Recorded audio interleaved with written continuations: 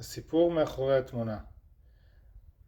התמונה מצולמת ב-1985 בקיץ בקיבוץ יהל בערבה. היינו שם בשנת שירות, אבא עבד במוסך, והסיפור הוא שהוא היה צריך להחליף גלגל אחורי בטרקטור. אז הוא קרא לבחור שעבד איתו במוסך, בחור צעיר, נחמד, לא כל כך מבין, שירים את הג'ק. הוא אמר לו, תרים את הג'ק. אז הבחור התבלבל והוריד את הג'ק.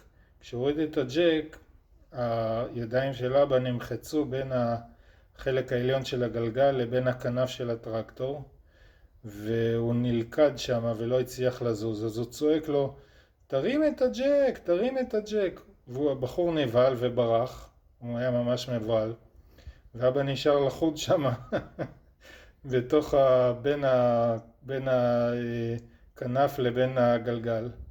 בסוף שמע אותו המסגר מהצד שני של הקיר, רץ לראות מה קרה, כי אבא צרח וצעק, ואז הוא הרים את הג'ק.